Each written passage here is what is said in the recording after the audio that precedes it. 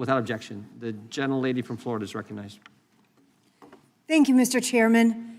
Madam, I'm sorry. Yes. May I respond 20 seconds to something that Congresswoman Ross said? Go right ahead. Thank you. She also opposed a sex offender registry as head of North Carolina ACLU. Thank you.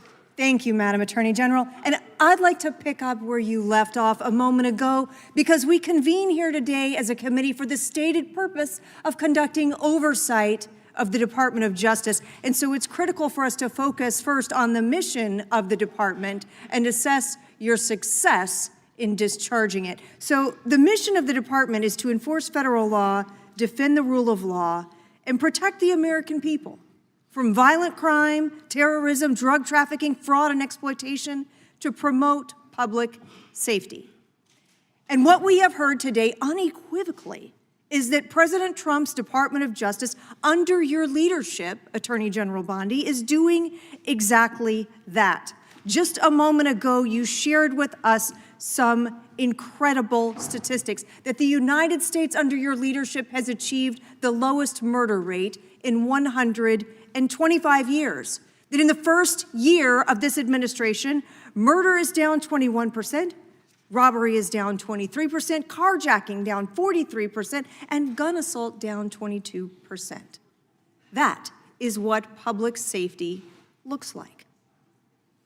Under your leadership and that of President Trump, you've located more than 6,000 child victims of trafficking and exploitation, arrested 1,700 child predators, and apprehended more than 300 human traffickers. Significant increases. And those aren't just statistics, those are precious lives that your department and the men and women of federal law enforcement have saved.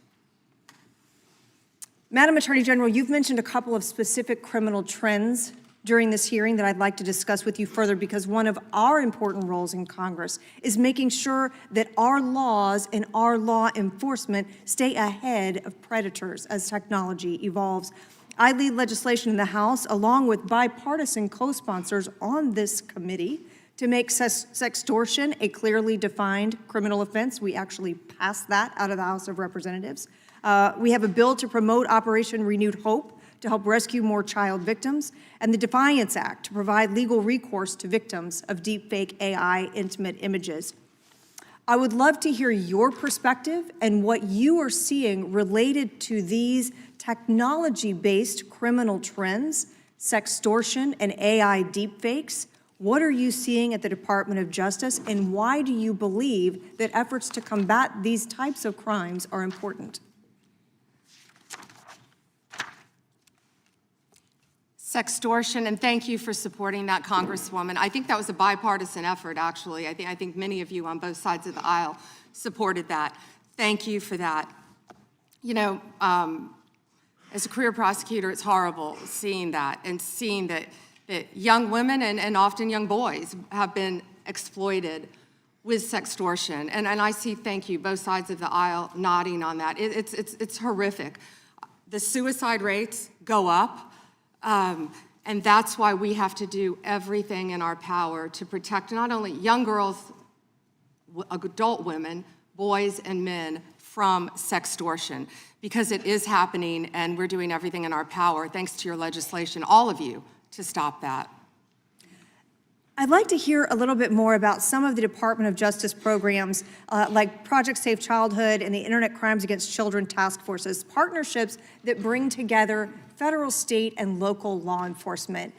Sometimes the work between those law enforcement groups together really creates some incredibly powerful outcomes and some great success stories. I know you, as Florida's Attorney General, had a tremendous amount of leadership in our state, trying to make sure we were taking care of children, also the elderly, protecting them from fraud, ending drug trafficking. Tell us a little bit about some of those departments within DOJ.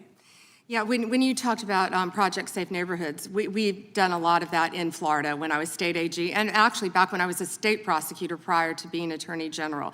That is so important. I feel like what we've been doing in DC too, with the Take Back DC and Make DC Safe Again, is similar to that. Going into the neighborhoods, working with the community, seeing law enforcement officers out there playing basketball with kids who live in the neighborhood. It's pretty remarkable what we've seen firsthand. Citizens in Memphis saying that they can walk outdoors now and they feel safe. People coming up thanking law enforcement and working hand in hand with them.